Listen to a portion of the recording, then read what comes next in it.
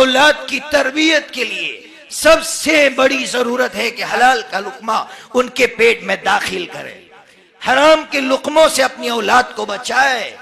आज हम लोग थोड़े से माल के लिए, मेरे भाइयों सोचो क्या माल जमा करके क्या करोगे। अल्लाह ऐसी बीमारी दे देगा कि एक दिन के अंदर सारा माल खर्च चुके होंगे लेकिन बीमारी नहीं जाएगी, और हमारा ज़मीर मलामत करेगा लोगों का माल लूटा लूटा, लेकिन मेरा रब जब छीनने पर आया एक दिन में उसने छीन लिया, एक सेकंड में उसने छीन लिया, और आज दिल पर बोझ मौजूद है कि मैंने फुला का खाया है, फुला का खाया है। बहुत अफसोस की बात है।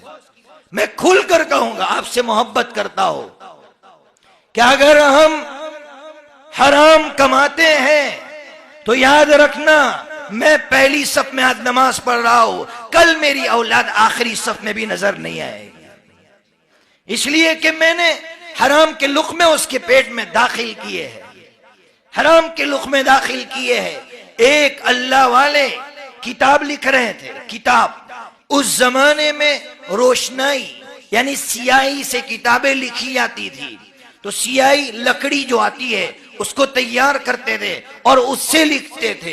तो लिखने के बाद सियाही लगी हुई थी, वो लकड़ी के ऊपर सोचा इस सियाही को मिटा दो, लेकिन जिस जमीन पर बैठकर वो लिख रहे थे वो जमीन उनकी नहीं थी। उनके दिल में ये आया कि यार इस जो है कलम को सुखाने के लिए कितनी जमीन की मिट्टी की जरूरत पड़ेगी, ले लेता हूं। सो गए, नींद आ गई। ख्वाब में देखा कि एक कहने वाला ये कह रहा था, पता चलेगा क़यामत के दिन कि कितनी मिट्टी तुमने इस्तेमाल की थी, छोटी थी या बड़ी थी, कितना माल खाया, कल पता चलेगा। आज अल्लाह ने सर छुपाने के लिए छत दी है। फलस्तीन के मुसलमानों से पूछो, सर छुपाने के लिए छत भी नहीं है। मैंने वहां के एक आलिम का खत पढ़कर मस्जिद आयशा में सुनाया था, लोग धाड़े मार मार कर रो रहे थे। वो आलिम अपने खत में अपने एक दोस्त को लिख रहे थे, ऐ मेरे दोस्त, ठंडी का जमाना आ रहा है, तुम्हारे पास कंबल मौजूद होगा, ठंडी आ रही है, तुम्हें ठंडी से महफूज रहने के लिए कंबल की जरूरत पड़ेगी, तुम कंबल अलमारी में से उतार लेना। फिर आगे जो जुमला लिखा, फरमाते हैं तुम्हारे पास तो ओढ़ने के लिए कंबल भी मौजूद है, हमारे पास सर छुपाने के लिए छत भी मौजूद नहीं है।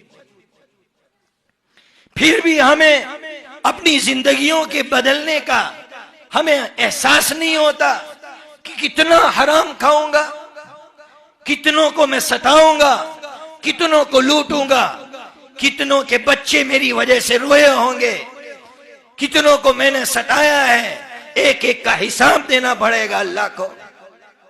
क्यों नहीं डर रहे हम अल्लाह से? क्यों हमारे अंदर ये डर पैदा नहीं हो रहा है? इस तरह के हालात के बाद भी डर पैदा नहीं हो रहा है। इसलिए मेरे मुसलमान भाइयों, अल्लाह के लिए अपनी जिंदगी को बदलने की जरूरत है।